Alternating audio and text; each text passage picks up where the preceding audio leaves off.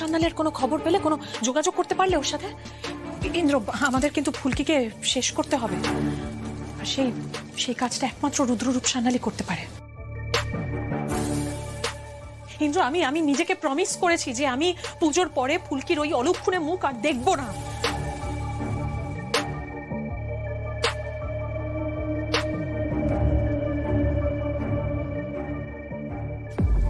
ইন্দ্র, তুমি কিছু বলো, এভাবে চুপ করে দাঁড়িয়ে থেকো না। আমার সাথে তুমি কি হলোটা কি, কিছু বলবে তো নাকি?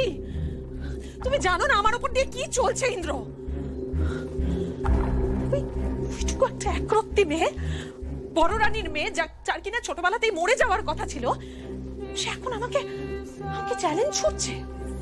শুধু তাই নয়, ও গোটা মহলের উপর কর্তৃত্ব ফলাচ্ছে, যেন আমি ওর দাসীবাদী।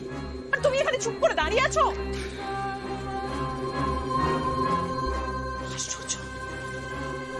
কি হলোটা কি? তুমি কি চুপ করেই দাঁড়িয়ে থাকবে?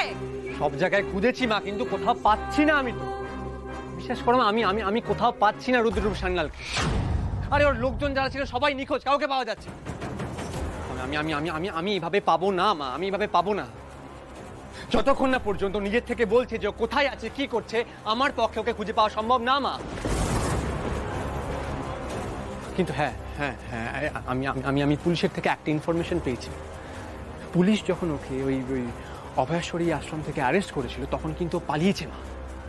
ও ফেরার, চারিপাশে ওর নামে লুকআউট নোটিশ জারি করা হবে এরপরে। পুলিশ ওকে হন্য হয়ে খুঁজছে মা, চারিপাশে নাকা চেকিং হচ্ছে।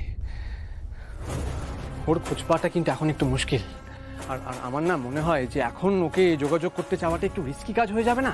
শোনো ইন্দ্র, আমাকে তুমি জ্ঞান দিতে এসো না, বুঝেছো তো?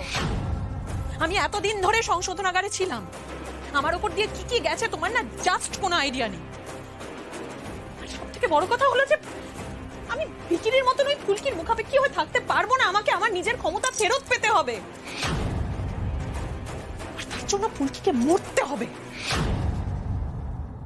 আর ফুলকিকে মারার কাজটা একমাত্র রুদ্ররূপ সান্যালী করতে পারে।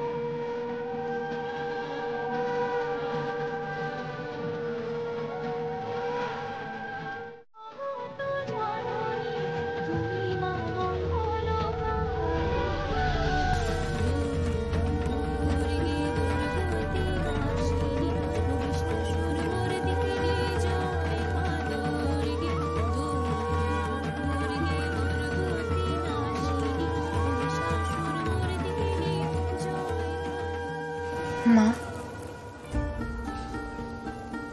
আজকে আমি তোমায় যে অস্ত্রগুলো দিলাম,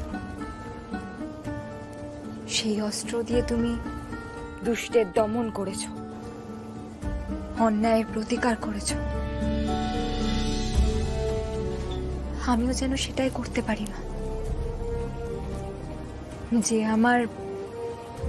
যে আমার স্যারকে খুন করেছে,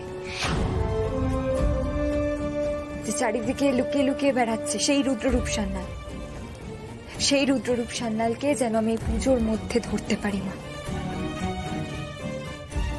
এইটুকু সাহায্য তুমি আমায় করো। আমি প্রতিজ্ঞা করছি,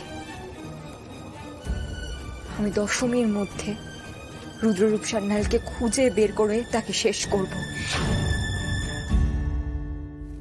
মা, মা জাগো, তুমি জাগো মা।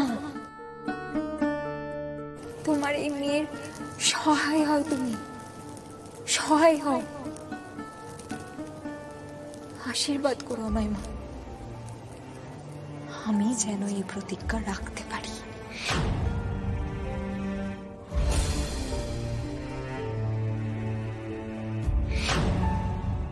তুমি দেখেছো না ফুলকি যেমন ঠাকুরের সামনে দাঁড়িয়ে দাঁড়িয়ে বিড়বিড় করছে? আমার তো মনে হয় রোহিত রায়চৌধুরীর মৃত্যুর জন্য যে দায়ী, ও তাকে খুঁজে বার করার কথা বলছে। আমি দূরে দাঁড়িয়ে স্পষ্ট ফিল করতে পারছি। তুমি ভাবতে পারছো মা যে কি কাণ্ডটাই না হবে? ইন্দ্র ফুলকি কি বলছে সেই নিয়ে না তুমি অত মাথা ঘামিও না। তোমার মা কি প্রতিজ্ঞা করেছে সেই নিয়ে তুমি ভাবো। ইন্দ্র দশমীর মধ্যে আমাদের কিন্তু ফুলকিকে শেষ করতে হবে। এত ভয় পেলে তো চলবে না।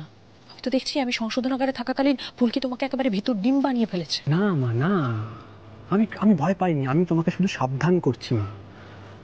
দেখো এখন আমাদের প্রত্যেকটা পদক্ষেপ খুব বুঝে শুনে নিতে হবে। হ্যাঁ, ফুলকি যাতে না বুঝতে পারে যে আমরা ওর সঙ্গে ডিরেক্ট শত্রুতা করছি, তাহলে ব্যাপারটা খুব খারাপ হবে মা। তাহলে ও আরো এক্সট্রা প্রেশার দেবে। তুমি তো জানোই মা যে ফুলকি কি কি করতে পারে। আমি তাই তোমায় একটু সাবধান করছি। দ্যাটস ইট মা। শোনো ইন্দ্র, কিভাবে শত্রু দমন করতে হয় না সেই নিয়ে তুমি অন্তত আমায় জ্ঞান দিতে এসো না।